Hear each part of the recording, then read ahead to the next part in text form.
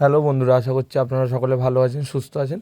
তো কালকে ছিল আমার মামাবাড়িতে সত্যনারায়ণ পুজো, তাই জন্য আমরা সবাই এক জায়গায় হয়েছিলাম।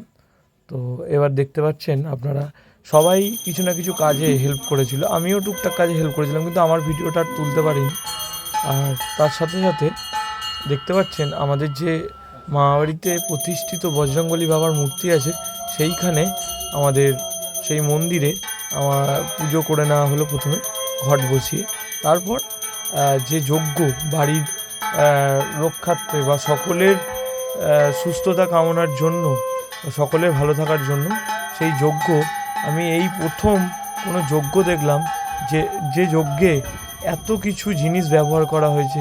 এর আগে আমি কোনো দিন দেখিনি, তবে যজ্ঞটা করে আমার মন খুব ভালো হয়ে গেল। মানে কি বলবো, মনে হচ্ছে স্বয়ং ভগবানের সান্নিধ্যে আমরা যজ্ঞটা করলাম বসে। ঠাকুরমশাইকে এই জন্য অসংখ্য ধন্যবাদ, কিছু বলার নেই। অনেকেরই হয়তো জানা নেই যে এই যজ্ঞে কী কী জিনিস লাগতে পারে। তো অনেক ঠাকুরমশাই আছে যারা সময় বাঁচানোর জন্য এত কিছু সরঞ্জাম আয়োজন করার জন্য যারা পুজো করছে তাদেরকে বলে না, বা একটু খরচা সাপেক্ষ, সেই কারণেও বলে না। তো সেই কারণে আমি বলবো, আপনারা পারলে ঠাকুরমশাইকে বলবেন যাতে যজ্ঞটা ভালোভাবে হয়, তাতে আপনাদের মন শান্তি হবে, আত্মার শান্তি হবে। আমার এই ভিডিওটা যদি আপনাদের সকলের ভালো লেগে থাকে, তাহলে আপনারা অবশ্যই আমাকে কমেন্ট বক্সে জানাবেন। আর পারলে ভিডিওটা শেয়ার করুন এবং লোককে সচেতন করুন।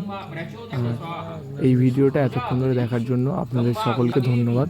আশা করছি আপনাদের সকলকে কিছু ইনফরমেশন দিতে পেরেছি এবং এই ভিডিওটা আপনাদের কাজে লেগেছে।